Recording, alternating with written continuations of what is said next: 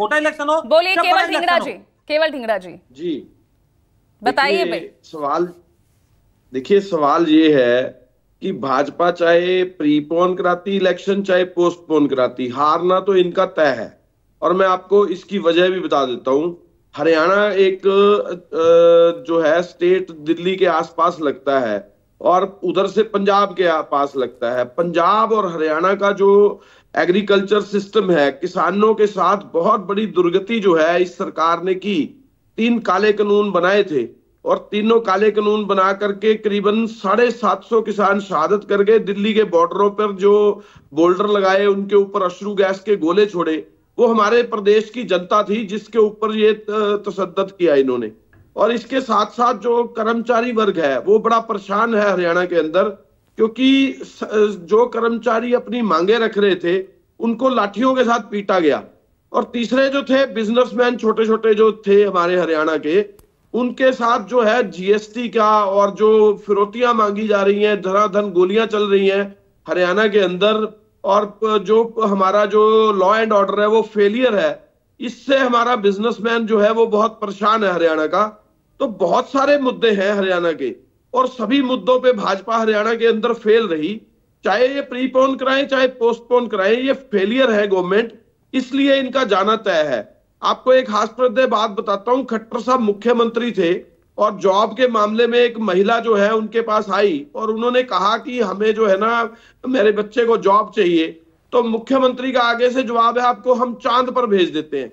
तो मतलब किस तरीके से इनके साथ व्यवहार किया पूरे लगातार 10 साल। और अब जो है इनका चाहे प्रीपोन करें चाहे कैसे करें, ये लोकसभा में भी इनको रिजल्ट दिखा है और उसका जो है इनकी परसेंटेज ऑफ वोट भी बहुत कम हुई है। और हमारी परसेंटेज ऑफ वोट करीबन 28% वोट हमें पड़ी थी, उसके बाद वो बढ़कर 20% और इंक्रीज होके हमें 48% वोट के करीब पड़ी है। तो ये भी चीज बताता है। और हमने 10 में से 5 सीटें भी जीती हैं। हमारा चूंकि मुकाबला जो है वो बीजेपी के साथ डायरेक्ट है, तो ये भी बताना चाहूंगा बीजेपी जो है 10 का आंकड़ा पार नहीं कर पाएगी हरियाणा के अंदर। और हरियाणा में कांग्रेस की सरकार पूरे बहुमत से और पूरे दल बल से बनकर के आएगी, ये भी मैं आपको दावे के साथ ठीक है केवल जी, ठीक है। आमने सामने मुख्य विपक्षी पार्टियां जो आमने सामने है वो आप और बीजेपी ही है, लेकिन यहाँ तो इस वक्त सबसे बड़ा सवाल आपके अंदर आपके लिए उठा हुआ है ना, जो अंतरकलह गुटबाजी। दीपक बाबरिया लगातार अपना बयान बदल रहे हैं, अलग अलग चीजें सामने आ रही है। पहले कहते हैं कि सांसद है वो, जो मौजूदा सांसद है वो चुनाव नहीं लड़ेगा। कुमारी शैलजा सामने आती हैं, वो दावा करती हैं, और अब कहते हैं कि भाई सीएम तो कोई चुनाव ना भी लड़े तो वो भी बन सकता है। देखिए उसमें चुनाव लड़ना जो है और चुनाव लड़वाना जो है वो हाईकमान के ऊपर होता है। हाईकमान में जिन लोगों ने अप्लाई किया है वो 2556 लोग हैं जिन्होंने 90 सीटों पे अप्लाई किया है। लेकिन हमारी जो अभी मीटिंग चल रही है, हम एक तो जिताऊ उम्मीदवार देख रहे हैं और दूसरा हम ये देख रहे हैं कि जो सर्वे रिपोर्ट्स है जो हरियाणा ने करवाया और जो एआईसीसी भी अपना सर्वे करा रही है, उसके ऊपर हरियाणा जो सर्वे करा रहा है उसके ऊपर हम जो है जो हर सीट के ऊपर जहां ऑन एन एवरेज 27-28 उम्मीदवार बनते हैं, हम उसको 3 का रूप में करने जा रहे हैं।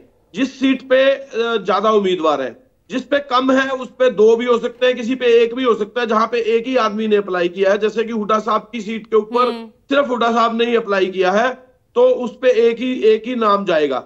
इसी तरह से किसी पे 2 जाएंगे और बाकी सीटों लेकिन अब तो मैदान में आम आदमी पार्टी भी है, अब मैदान में जेजेपी और एएसपी का गठबंधन, दूसरी तरफ आईएनएलडी, बसपा भी मैदान में है, और समाजवादी पार्टी भी आपसे टिकटें मांग रही है, कुछ सीटों की डिमांड रख रही है, कुछ ऐसी भी खबरें आ रही हैं। नहीं देखिए, हमारे यहाँ पे किसी ने कोई डिमांड नहीं रखी है और हमारी किसी के साथ कोई कोलैबोरेशन नहीं है अभी तक। और मैं आपको ये भी बताना चाह रहा हूं कि ये जो जेजेपी और आईएनएलडी का समझौता, आईएनएलडी और बीएसपी का समझौता हुआ, आपको देखने में मिलेगा कि 2024 के लोकसभा चुनाव के अंदर 1% वोट पड़ी इनको, सिर्फ 1%, 1 पॉइंट कुछ %। और जो जेजेपी और एएसपी का समझौता हुआ, एएसपी हरियाणा के अंदर तो उनका कोई वजूद ही नहीं है, कार्यकर्ता भी नहीं है। और लेकिन जेजेपी का जो वोट परसेंटेज था वो 0.78% था। तो इसके साथ ये क्लैरिटी में दिखता है, लेकिन नुकसान आपको भी तो पहुंच सकता है। ठीक है, मैं वापस आ रही हूं, पर मैं